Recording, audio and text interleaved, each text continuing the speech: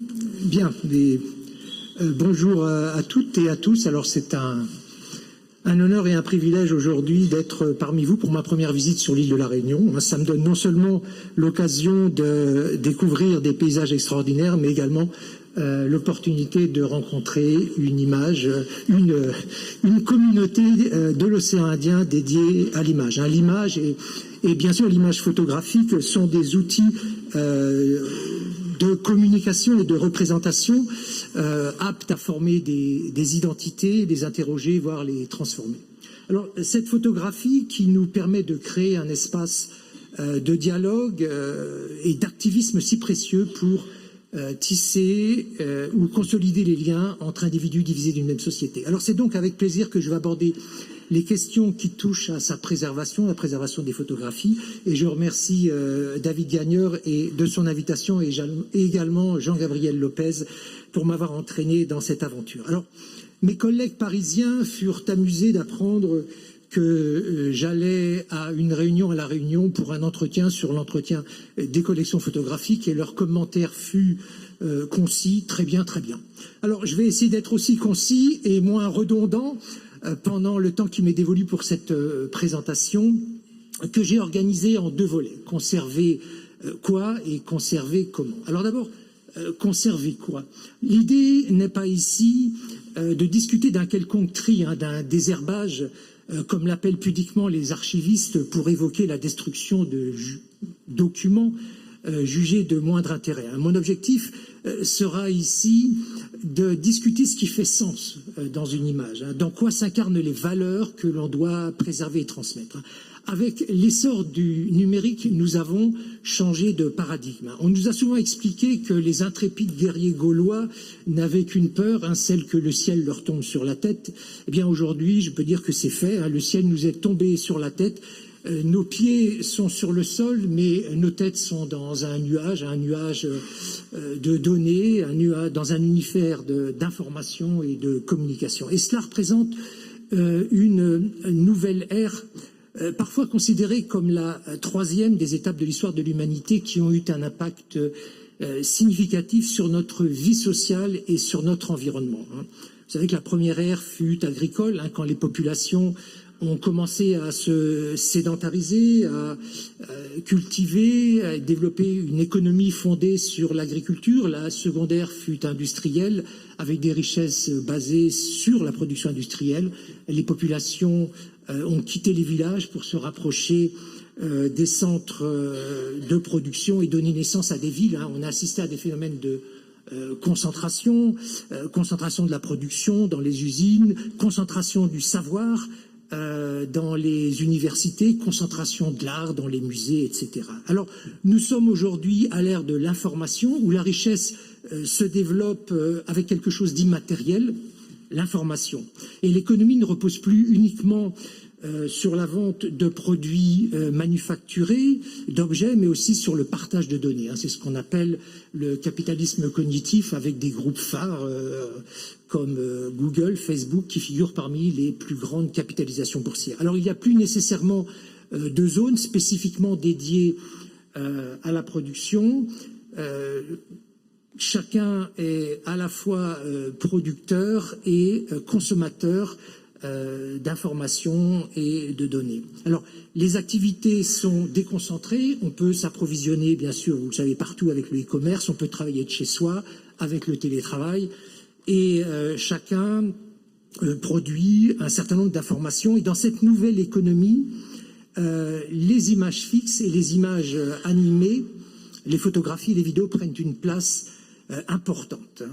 L'imagerie, sinon prédominante. L'imagerie est devenue un outil de communication et un vecteur d'information comme jamais jusqu'alors. La technologie a non seulement favorisé l'échange d'images, elle en a aussi fait évoluer le contenu et la réception. Alors voyons comment cette ère nouvelle de l'information a transformé notre réception de l'image, voire même changer l'image photographique elle-même. Et vous comprendrez que je suis bien embarrassé aujourd'hui pour définir ce qu'est une photographie. Alors, toute évolution technologique va, en général, dans le sens d'une amélioration ou d'une innovation qui influe sur nos comportements.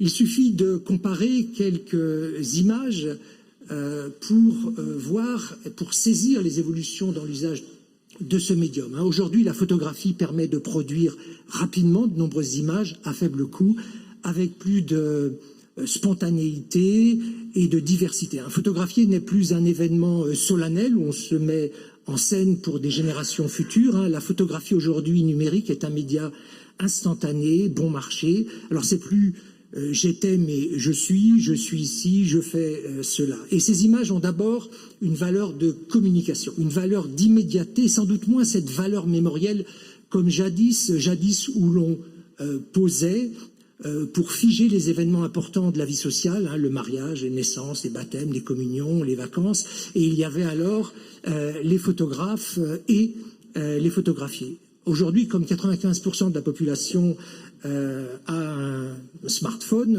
donc un appareil photo, on peut déduire que presque la totalité de la population est photographe.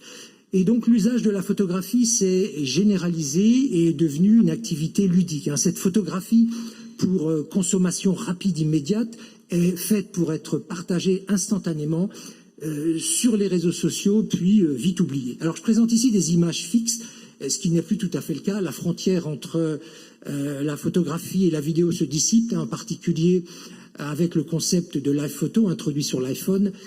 La photographie inclut une courte vidéo qui brouille un petit peu la frontière entre images fixes et images animées, et on voit aussi de nouveaux formats se répandre comme les photographies plénoptiques et bien sûr le retour de la photographie en 3D ou bien même les images, on en parlait ce matin, issues de l'intelligence artificielle. Alors, le dynamisme de réseaux sociaux s'appuie aujourd'hui sur ces vidéos. Vous voyez le succès rencontré par le réseau TikTok.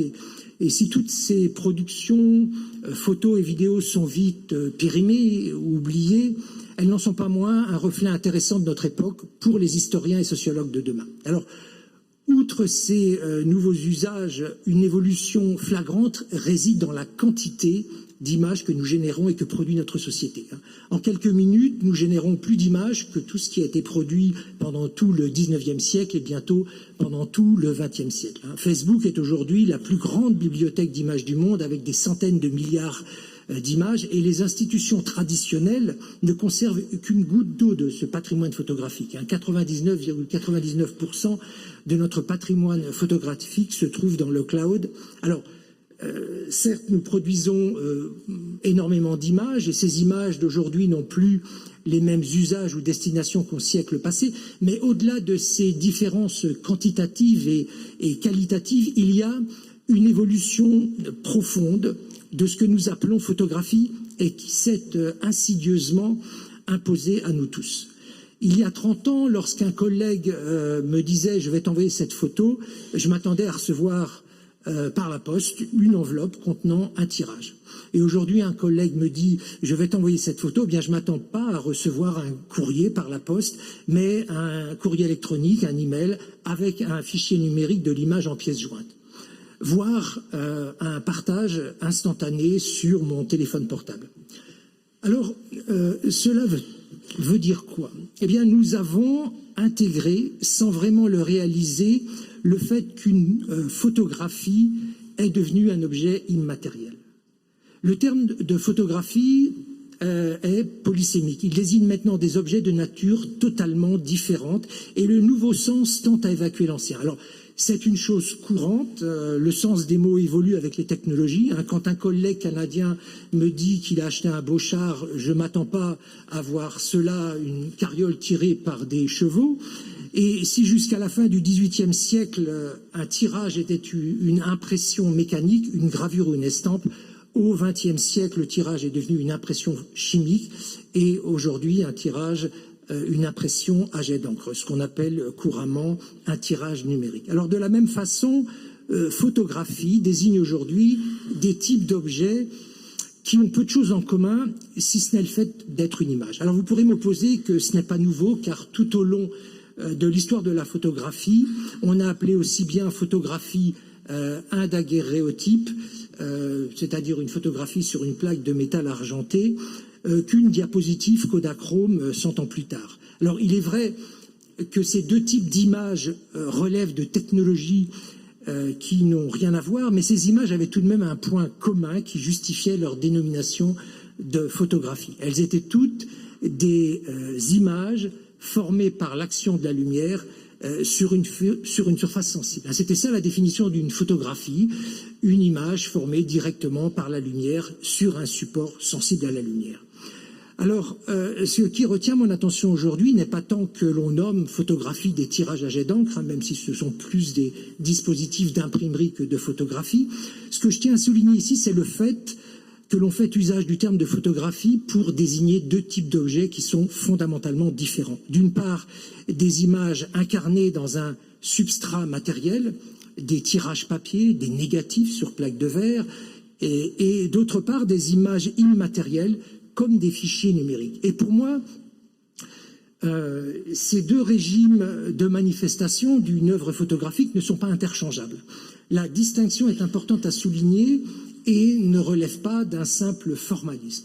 Elle a des conséquences en matière de préservation et d'authenticité. Où est l'œuvre et qu'est-ce que l'on doit préserver? Alors, dans son livre « Langage de l'art, une approche de la théorie des symboles », le philosophe Nelson Goodman définit une catégorie d'œuvres, dit les arts autographiques, où la copie d'une œuvre, même très fidèle, n'acquiert jamais un statut d'authenticité.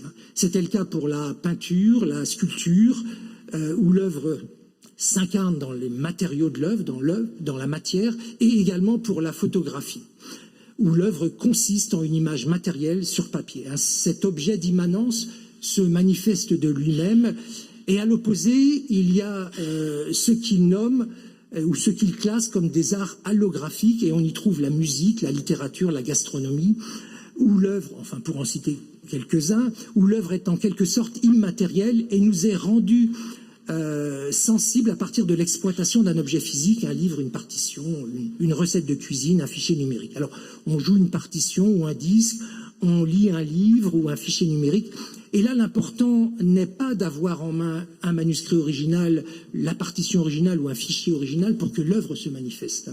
Il convient juste d'avoir accès à la même séquence de mots, de notes, de bits reproduites. En d'autres termes, toute copie fidèle est l'œuvre authentique. La photographie était de nature autographique, elle s'incarnait dans la matière, dans ses constituants, et elle est devenue un objet allographique. Ce qui est important ici, c'est de bien souligner, et c'est pour ça que je rentre dans le détail, c'est l'importance de la matérialité des œuvres, et en particulier pour les artistes. La photographie aujourd'hui est une série de bits, d'octets, qu'il faut jouer sur un ordinateur ou sur un écran pour la visualiser, comme un morceau de musique ou une partition. Il n'y a plus d'image originale, toute copie fidèle constitue l'œuvre originale et authentique. Et du point de vue de la conservation, c'est extrêmement important parce que cela implique deux pratiques, vous le savez bien, qui sont complètement différentes, puisque dans un cas, il faudra conserver au mieux le tirage original sur papier, et dans l'autre cas, pour une photographie numérique, il faudra copier fidèlement le fichier pour en assurer l'accès. L'impact de la révolution numérique a été tel qu'il a rapidement fait passer la photographie d'un statut autographique à allographique et fait oublier l'intérêt vraiment de la matérialité des œuvres photographiques des 19e et des 20e siècles. En particulier aux yeux du grand public, qui n'a d'ailleurs souvent que peu de connaissances sur la photographie ancienne. Remplacer sur une simèse un tirage de Steichen par une impression à jet d'encre, alors beaucoup n'y trouveront rien à redire, mais remplacer la jeune fille à la perle par une copie ou remplacer une estampe de Rembrandt par une photocopie, beaucoup s'en offusqueront. Alors pourquoi la matière de l'œuvre photographique est-elle si dédaignée aujourd'hui alors qu'elle a tant d'importance, je le redis, pour l'artiste, l'historien d'art, le conservateur? Alors, et bien sûr, le collectionneur, celui qui a investi 3 millions de dollars pour ce tirage de Steichen, mais qui ne l'aurait sûrement pas fait pour une copie produite sur une imprimante à jet d'encre. Alors, je crois que l'émergence de la photographie numérique n'a fait qu'amplifier, que décupler un sentiment qui s'est amorcé au XXe siècle quand la photographie est devenue un produit de consommation bon marché et a été dévalorisée par rapport à ses usages du XIXe siècle. Mais il me semble également que la distance du public par rapport à la matérialité des œuvres est liée à une évolution plus profonde de notre société. J'ai récemment organisé un séminaire de formation avec des travaux pratiques de fabrication des procédés anciens afin de familiariser les participations à la spécificité des procédés photographiques du XIXe siècle, des papiers salés, des cyanotypes. Et j'ai été surpris de voir que plusieurs participants partaient du séminaire en laissant les images qu'ils avaient pourtant fabriquées avec beaucoup d'enthousiasme et d'intérêt. Alors quand je leur ai dit qu'ils pouvaient les emporter, ils m'ont répondu que ce n'était pas nécessaire car ils les avaient photographiées avec leur téléphone portable. Alors je leur ai rappelé vainement un dicton populaire en Asie du Sud-Est, same same but different, mais en vain. Et j'ai par la suite réalisé en fait que ces technologies de l'information avaient induit chez les nouvelles générations une distance, voire un désintérêt par rapport à la matérialité de certaines œuvres. L'important pour eux étant d'abord l'accès instantané et la possibilité de partage, de diffuser du contenu, et aussi avoir dans sa poche, sur son téléphone, toutes ses images, toute sa musique et ses meilleurs amis online, c'était plus important que d'avoir un album de photos dans sa bibliothèque, des disques compacts ou des livres, ou même des rencontres en présentiel. Alors, il reste toutefois encore une communauté dont vous faites partie qui est attachée aux aspects matériels. Pour l'amateur, le conservateur, le collectionneur, un tirage photographique, un daguerreotype, un ambrotype ne peuvent être réduits à leur simple image ou à une copie numérique. Ils possèdent des attributs visuels qui leur sont propres, leur texture, leur brillance. Les tonalités témoignent souvent d'une intention artistique. Et ces caractéristiques qui sont modifiées ou absents dans une copie argentique ou numérique font la spécificité de l'œuvre et son unicité.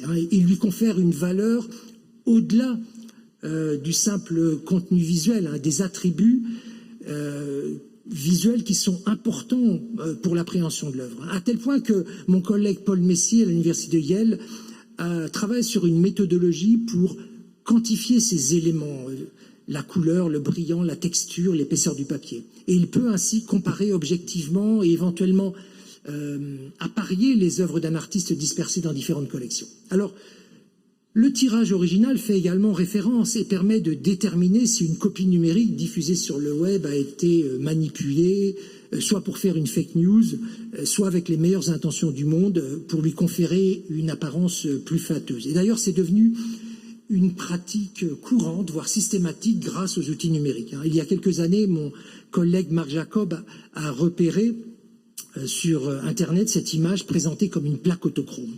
Alors, la plaque autochrome est un des premiers procédés de photographie couleur, introduit en 1907 et populaire jusque dans les années 1930. Et comme Marc Jacob est un collectionneur d'autochrome, il a été intrigué par le fait que les personnages soient en mouvement, parce que la plaque autochrome était très peu sensible, il était difficile de capter des événements en mouvement, des personnes qui marchaient. Finalement, il est arrivé à la conclusion qu'il s'agissait simplement d'une image noir et blanc colorisée, image qu'il a fini par retrouver. Donc, à mon goût, cette colorisation fait des ravages. Voyez cette image ancienne, coloriée, qui a reçu le prix du meilleur choix et la meilleure amélioration par les internautes. Aujourd'hui, de nombreuses images et des films noirs et blancs sont colorisés systématiquement pour répondre aux attentes d'un large public qui pourrait ne pas comprendre ou apprécier les images en noir et blanc. Et il est probable que ces pratiques numériques influencent le goût du public dans l'avenir et aient un impact sur le choix en matière de restauration des œuvres. Alors personnellement, moi je trouve qu'une telle colorisation trahit l'œuvre du photographe Rechtlander en la transformant en une image assez kitsch. Nous connaissons tous les efforts que les photographes mettent, ici Stiglitz, dans l'obtention d'un rendu d'une gamme de tonalités spécifiques. Alors, outre la possibilité de servir de référence, les matériaux constitutifs d'une œuvre photographique, que ce soit du point de vue de la composition chimique, de la microstructure de l'image, des transformations qu'ils ont subies avec le temps, sont des sources d'informations pour l'histoire des techniques de l'art. Ces matériaux sont porteurs d'indices précieux pour les chercheurs et les historiens. Alors, qui sait ce qu'ils pourront nous révéler encore dans l'avenir sur l'artiste ou l'histoire de l'œuvre, comme l'ADN l'est aujourd'hui pour élucider des questions de provenance ou de paternité. Alors, faire parler la matière, faire parler les œuvres est une des missions des scientifiques qui travaillent sur le patrimoine. En 1993, des scientifiques ont commencé à explorer la théorie des voies fossiles. L'idée était alors qu'un potier, travaillant l'argile sur un tour, donne la possibilité d'enregistrer les sons environnants qui seront alors figés dans l'argile molle et qu'il soit possible peut-être un jour de les restituer. Et le développement d'équipements scientifiques de plus en plus sensibles et puissants, comme le synchrotron et les techniques numériques, ouvre vers l'exploitation de la matière en profondeur et nous apporte ainsi des informations inattendues. La Bibliothèque nationale de France conserve des tracés réalisés par Scott Martinville en 1860. Il avait enregistré les vibrations sonores sur des feuilles enduites de noir de carbone. Et récemment, Patrick Pfister a pu, grâce aux technologies numériques, récupérer et convertir ces traces de vibrations en un fichier audio numérique lisible. Il a appelé ça la paléospectrophonie.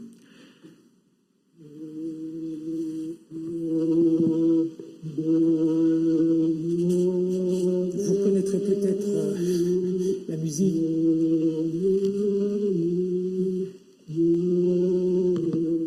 Donc c'est sans doute les premiers enregistrements sonores.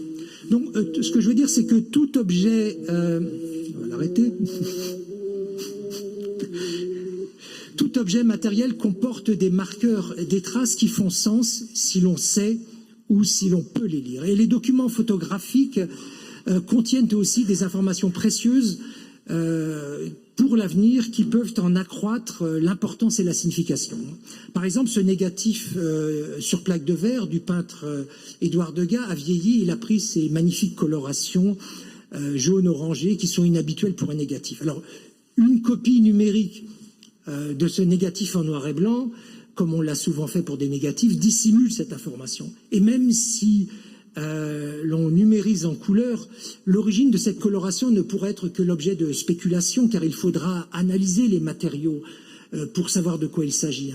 Comme pour la peinture, la sculpture, les bronzes, l'analyse des matériaux de l'œuvre photographique permet de construire les récits sur les pratiques des artistes. Degas prenait des photographies dans son atelier qui était très sombre et il lui fallait appliquer des solutions chimiques à base de mercure et d'iode qui ont avec le temps abouti à ces colorations. Et de surcroît, ces colorations confèrent à l'œuvre un intérêt visuel supplémentaire. Cette plaque fut présentée lors d'une exposition sur Édouard Degas à la Bibliothèque nationale. Alors pour résumer mon propos, j'insiste sur le fait que toutes les photographies ne sont pas interchangeables. Une copie numérique n'est pas totalement substituable à un tirage original sur papier. Et même sur les épreuves papier, il y a des distinctions importantes. Un tirage tardif d'Henri Cartier-Bresson, fait d'après une copie ou un tirage de presse, n'a pas le même intérêt qu'un tirage d'époque et il convient d'être circonspect dans la façon dont on nomme où on décrit ces images. Et il est d'abord nécessaire d'identifier correctement les procédés, ce qui n'est pas toujours facile, et ensuite d'utiliser un vocabulaire univoque. La photographie, du point de vue du vocabulaire, n'est pas normalisée, et le passage au numérique, vous l'avez bien compris, a encore complexifié la situation. J'avais été surpris lors de cette exposition au Grand Palais en 2012 sur Helmut Newton de lire sur les cartels une dénomination originale du procédé présenté comme un jet d'encre sur papier chiffon argentique. Alors, je ne suis pas certain de savoir de quoi il s'agissait. Bon, ils auraient pu opter pour une version plus poétique ou technico-scientifique comme giclée trichromique sur fibre cellulosique, mais ça pose un problème de nomenclature. Et en matière de nomenclature, n'improvisons pas. Si la technique n'est pas immédiatement identifiable, mieux vaut se limiter au terme générique d'image photographique. Il est bien connu qu'un livre mal rangé dans une bibliothèque est un livre égaré. Alors, Le mieux que l'on puisse faire aujourd'hui est de documenter, de rassembler les informations sur les objets entrant dans les collections, sur la manière dont ils ont été produits et sur les intentions de l'artiste. Ma collègue Nora Kennedy a établi ce document, le Photographic Information Records, ou PIR, et ce formulaire permet de compiler ou d'organiser de façon rationnelle l'ensemble des informations sur une œuvre ou sur un corpus lorsqu'ils entrent dans les collections. Et il a été traduit en 14 langues. Alors, c'est d'autant plus important que l'on rassemble aujourd'hui dans les départements de photographie des objets très différents, pouvant aller aux impressions jet d'encre, aux impressions 3D et bien sûr aux NFT.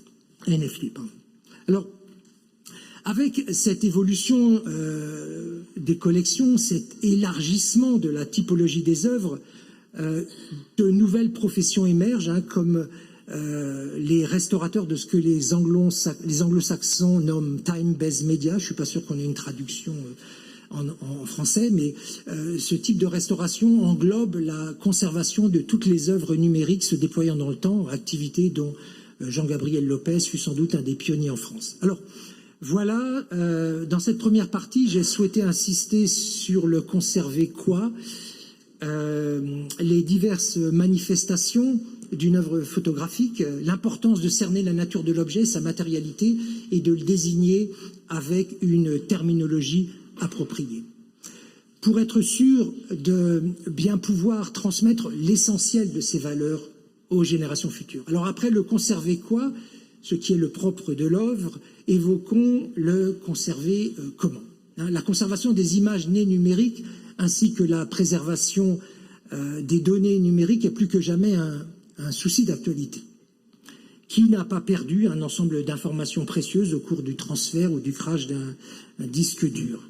Et ce n'est pas une préoccupation nouvelle. Au XXe siècle, les archivistes ont été confrontés à ce défi de la préservation de ces informations dites non-human readable, non lisibles par l'homme, telles que les disques analogiques, les vidéos, les enregistrements, les cassettes, et ils ont cherché des solutions pérennes pour pallier ces questions d'obsolescence des formats et de dégradation des supports. Alors les solutions ont été soit de faire migrer l'information, soit de la matérialiser, comme on le recommande aujourd'hui pour les films cinématographiques. Ceux-ci, du moins en France, doivent être déposés au service des archives du film sous forme d'une copie numérique et d'une copie analogique 35 mm. Alors, cette matérialisation du film est adoptée, malgré quelques réticences des producteurs de films. Donc elle est adoptée pour le cinéma. En revanche, elle n'est pas réaliste pour la photographie, considérant les problèmes écologiques, économiques et d'archivage que cela poserait d'imprimer des milliards d'images. Le stockage sous forme numérique reste prioritaire avec les aléas que l'on connaît.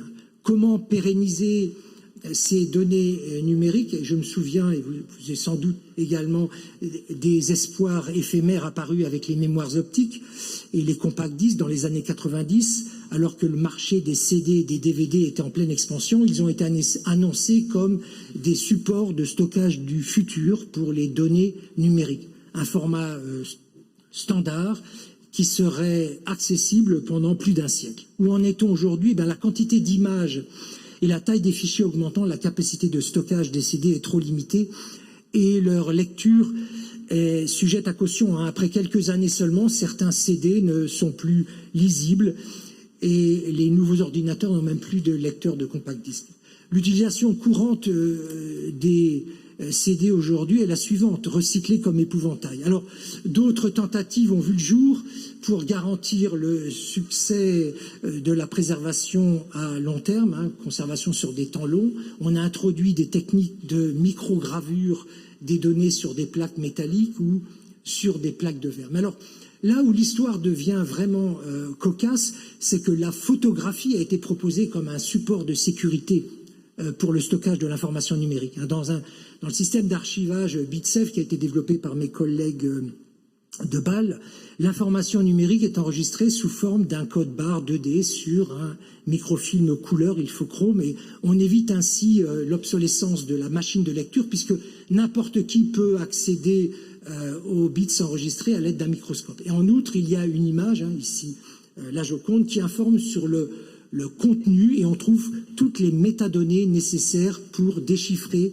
cette information numérique. Alors un tel système d'archivage passif garantit l'accessibilité et l'authenticité à long terme, car les données sont stables et infalsifiables, contrairement à celles sur un support magnétique qui peuvent être manipulées ou corrompues. Donc c'est un système très robuste et durable pour l'archivage des données en toute sécurité, aussi longtemps qu'une pellicule photographique est disponible sur le marché. Alors malgré tout, la densité de stockage reste limitée et la mise à jour de l'information et son accès sont complexes. Enfin, pour faire bref, à ce jour, on tend vers des méthodes de stockage dynamiques, proactives, impliquant le rafraîchissement et la migration régulière des données pour éviter l'obsolescence et assurer la continuité de l'accès à l'information, malgré les aléas que cela présente du point de vue de la sécurité des données et l'impact écologique. On se souvient tous du data center OVH Cloud près de Strasbourg qui a brûlé en 2021, entraînant la perte de données. Alors voilà pour la conservation des documents sous forme numérique, mais qu'en est-il aujourd'hui de la conservation des fonds photographiques traditionnels des 19e et 20e siècles? Eh bien, depuis la fin du XXe siècle, il n'y a pas eu d'évolution majeure. Les recommandations en matière de conservation des fonds photographiques se sont formalisées à partir des années 70. Il était alors important d'assurer la conservation des microfilms et des microfiches qui étaient alors les supports de substitution censés assurer la pérennité des documents et des informations aussi bien publiques que privées. Et puis ça a aussi englobé après les supports photographiques noir et blanc et couleur, parce qu'on était confronté à des problèmes de dégradation rapide de certaines images. Alors dans les années 1980-1990, un ensemble de normes internationales préconisant les conditions de conservation a été adopté pour l'archivage de longue durée des différents types de supports photographiques, avec parfois la préconisation du stockage en chambre froide. Et dans le domaine patrimonial, je crois que la photographie a été le premier et peut-être le seul à bénéficier d'un ensemble de recommandations normalisées internationales pour l'archivage. Alors on peut expliquer cette diligence par l'intérêt des industries photographiques à assurer aux consommateurs la possibilité de pérenniser des produits qu'ils vendaient. Il y avait des conflits entre les fabricants et les consommateurs, en particulier les producteurs de films cinématographiques, aussi bien pour les films photographiques couleur, les films cinématographiques couleur, que les supports de films en acétate de cellulose qui commençaient à se dégrader. Alors, cette normalisation des conditions de conservation était facilitée par le fait que l'on avait à conserver des produits industriels, des produits manufacturés dont la composition et la structure étaient connues, ce qui n'est pas toujours le cas lorsqu'on a des objets anciens, des peintures ou des sculptures. Alors ces conditions de conservation ont prouvé leur efficacité au cours des 40 dernières années, mais depuis, elles sont réévaluées à l'aune du réchauffement climatique et de leur empreinte carbone. En effet, ces préconisations se heurtent à des impératifs économiques et à des coûts de fonctionnement et d'entretien qui peuvent être difficilement supportables par les institutions patrimoniales. Alors il convient aujourd'hui d'avancer vers des propositions qui favorisent des solutions locales qui sont alternatives et d'élargir les options en travaillant sur des compromis réalistes. Compromis qui prennent en compte les objectifs du développement durable, en particulier la mise en œuvre d'une politique de conservation durable doit contribuer à l'amélioration des aspects sociaux et des aspects économiques. Alors, je voudrais illustrer mon propos ici par la présentation d'un projet que nous avons mis en place entre 2018 et 2020 avec nos collègues archéologues et le soutien de l'UNESCO et de la Corée du Sud. Et je l'ai choisi parce qu'il se situe dans l'océan Indien, à Myanmar, et il illustre sans doute une situation similaire à d'autres pays de la région. Alors, les solutions que nous avons choisies sont toutes des compromis liés à la situation géographique et nous avons cherché à élaborer des solutions locales. Alors malheureusement, depuis, ce pays a connu quelques, dirais-je, turbulences politiques qui nous ont tenus à l'écart du projet, mais tout a commencé à la fin de l'année 2018 lorsque le bureau de l'UNESCO de Thaïlande m'a invité à collaborer à la préservation d'une collection de négatifs sur plaques de verre du département d'archéologie de Yangon. Et il s'agit d'une collection d'environ 6000 négatifs sur plaques de verre documentant le site de Pagan.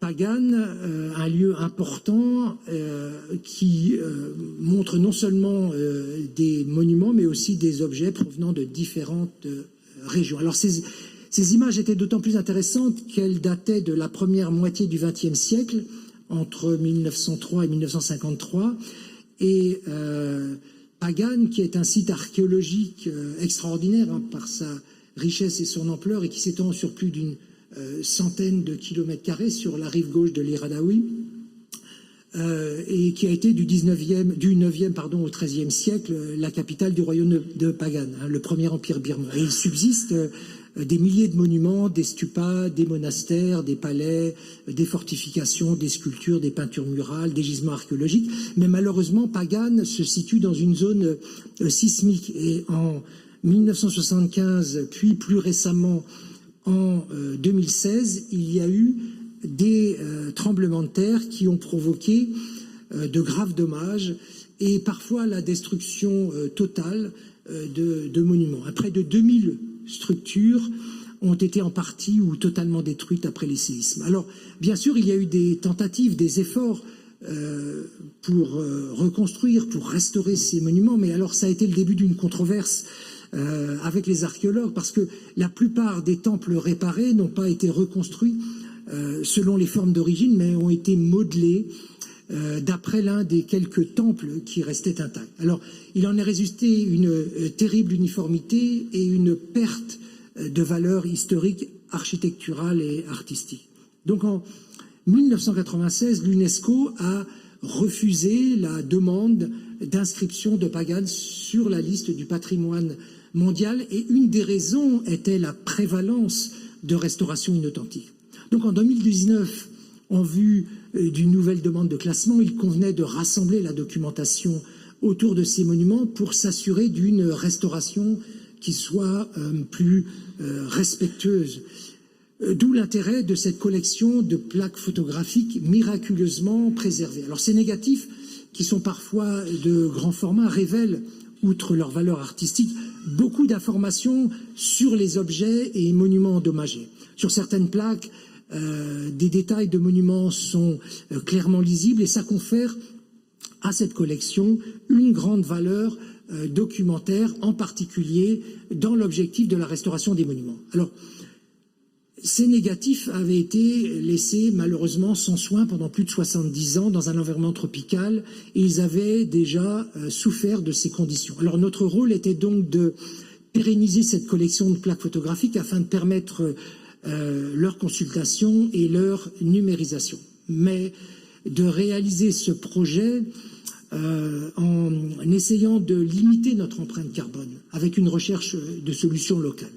Alors avant toute intervention de conservation, il était nécessaire d'avoir une idée plus précise sur l'état de conservation de la collection et de déterminer la quantité de plaques qui soient exploitables pour définir les besoins en matière de conservation. Alors, ces plaques étaient rangées dans 5 armoires en bois. La plupart des négatifs étaient des plaques de verre enveloppées dans des enveloppes en papier craft qui étaient devenues acides et cassants, ou d'anciens emballages commerciaux de papier photographique. Alors, de surcroît, croyant bien faire, on avait placé des boules de naphtaline dans certains placards comme répulsifs contre les insectes, malgré les risques pour la santé liés à l'usage de ce produit toxique. Alors, comme vous le voyez ici, l'intérieur des bureaux est assez sommaire et les fenêtres sont en général ouvertes car il n'y a pas de climatisation. Et les conditions climatiques extérieures ont un impact important et immédiat sur les conditions à l'intérieur de la pièce. La température se situe aux alentours de 30 degrés et l'humidité souvent supérieure à 70%, enfin des conditions que je pense que vous connaissez tous. Et pour évaluer l'état de cette collection, nous avons réalisé une analyse statistique. Il a fallu d'abord former nos collègues archéologues à certaines notions de base sur ce qu'est un négatif, sa structure et la typologie des altérations. Et rapidement, on se heurte à des questions complexes qui sont à la fois techniques et culturelles sur ce qu'est une détérioration et comment évaluer son ampleur de façon objective. Alors, après bien des discussions et des concertations, après quelques jours, 10% de la collection avait été examinée par un prélèvement statistique régulier et nous avons pu conclure que 14% de la collection était irrécupérable et les 86% qui restaient, environ 4800 négatifs, étaient en majorité altérés par ce qu'on appelle un miroir d'argent qui était dû à la fois aux enveloppes et à une humidité excessive. Donc, à cela s'ajoutaient des salissures, des moisissures et de la poussière. Donc, à partir du sondage, nous avons pu établir une matrice des risques.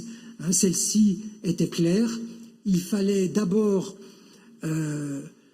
réduire l'humidité relative et reconditionner la collection dans des contenants de meilleure qualité.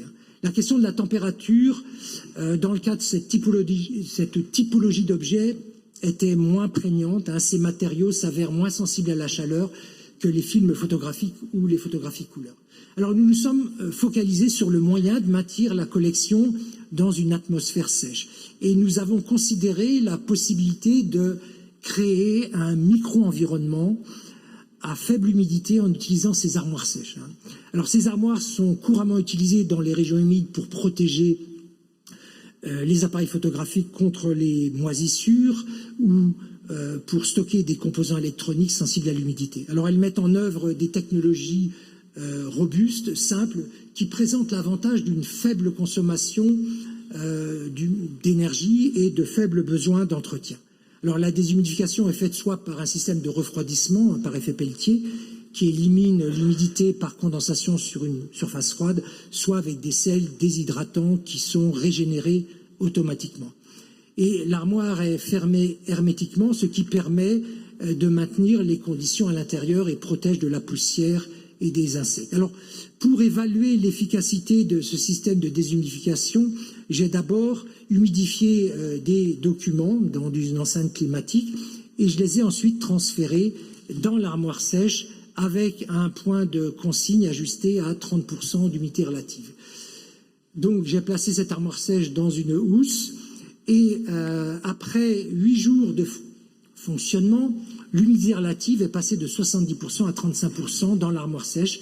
Le module de déshumidification fonctionne par cycle. À chaque cycle, il réduit de quelques pourcents l'humidité relative de l'armoire jusqu'à la valeur fixée. Alors, chaque abaissement d'humidité relative s'accompagne d'une petite élévation temporaire de la température. Et une fois que la valeur fixée est atteinte, eh bien, l'unité se met en pause et jusqu'à ce que l'humidité remonte au-dessus du point de consigne. Alors, pour maintenir les conditions requises dans l'armoire tout au long des 22 jours du test, au total, une seule journée de fonctionnement, de consommation d'énergie aurait été nécessaire. Donc, on a une consommation d'énergie réduite et les conditions sont maintenues, même en cas de coupure de courant, grâce à l'étanchéité de l'armoire. Alors, 6 grandes armoires ont été commandées de 600 litres pour stocker la collection et nous sommes allés sur le marché local pour trouver des matériaux disponibles adéquats pour réaliser des pochettes et des boîtes. Alors nous avons trouvé des papiers traditionnels qui sont produits dans l'État Shan, dans le nord-est du Myanmar. Alors ce papier Shan est un papier produit à base de fibres de mûrier par les artisans. Il est traditionnellement utilisé pour fabriquer des parapluies et nous avons voulu vérifier la compatibilité de ces papiers avec les matériaux photographiques en appliquant un test pour savoir s'il pouvait être utilisé sans risque.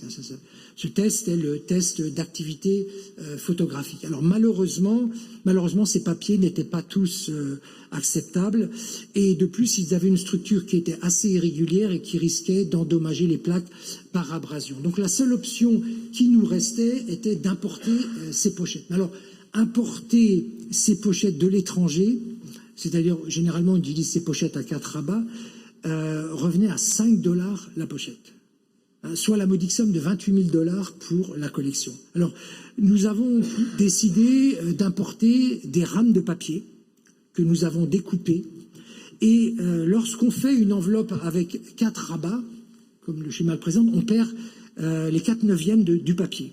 Donc pour éviter un tel gaspillage, les enveloppes à 4 rabats ont été fabriquées en assemblant 2 bandes de papier que l'on glisse l'une dans l'autre après avoir réalisé 2 fentes. Et le coût des enveloppes a pu être divisé par 10. Et il convenait, vous voyez l'atelier de fabrication de ces enveloppes, les archéologues ont été très efficaces, et il convenait également de stocker les boîtes les plaques dans des boîtes, parce que les boîtes assurent des protections supplémentaires, et puis l'utilisation de boîtes est un moyen pratique pour manipuler, pour transporter ces plaques. Alors, aucune boîte n'a pu être trouvée localement. En revanche, nous avons trouvé ces feuilles de polypropylène alvéolaire qui étaient disponibles sur le marché local. C'est un matériau qui était extrêmement bon marché, qui résiste au poids des plaques, qui résiste à l'humidité, qui absorbe les chocs, qui résiste aux micro-organismes, et il est compatible pour la conservation des photographies. Il est très stable dans le temps. Alors évidemment, c'est un problème pour l'environnement, mais enfin, ces boîtes ne sont pas faites pour être jetées, mais pour conserver pendant des durées indéfinies, voire infinies, la collection. Alors, nous avons donc acquis ces feuilles de polypropylène alvéolaire et établi, là encore, un petit atelier de fabrication pour réaliser différents types de boîtes. Des boîtes pour stocker les plus grandes plaques à plat, et un autre type de boîte pour stocker les petites plaques verticalement. Alors le modèle était simple, facile à réaliser, à découper à partir d'un modèle papier, et parfois nous avons renforcé les structures par un simple collage à chaud. Alors le reconditionnement a été l'occasion de nettoyer les négatifs pour éliminer toutes les salissures sur le côté vert, et l'équipe a été formée pendant une semaine pour effectuer et surtout pour documenter ces interventions. Et tout au long de l'année 2020, les plaques ont été reconditionnées dans les pochettes, dans les boîtes et placées dans les armoires sèches. Et nous avons suivi avec des datalogueurs, des thermohygromètres, les variations à l'intérieur et à l'extérieur de l'armoire. Et les résultats se sont révélés au-delà de nos espérances. Après plus de 2 ans de fonctionnement dans un contexte économique et social critique, les informations que j'ai pu récolter révèlent que ce dispositif a très bien fonctionné malgré les coupures de courant et l'absence de personnel, puisque sur les 10 personnes qui travaillaient, 9 avaient démissionné. Alors que dans la pièce, l'humidité relative varie considérablement pour rester à des valeurs supérieures à 80% pendant la mousson, à l'intérieur des armoires sèches, l'humidité est parfaitement stable autour du point de consigne, entre 35 et 40% selon l'armoire.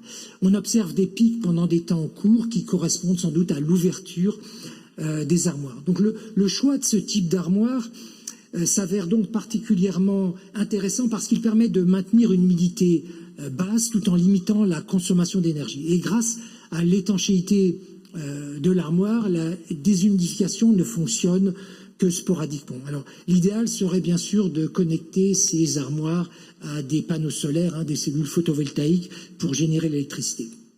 Alors il faut quand même souligner que ce type d'armoire hermétique ne sera pas forcément adapté à tout type d'objet, en particulier des films souples en acétate de cellulose ou en nitrate de cellulose, car les émanations dégagées resteront piégées dans l'armoire et pourront accélérer les phénomènes de dégradation. Il faudra alors dans ce cas prévoir un adsorbant, un composé capable de piéger ces émanations toxiques.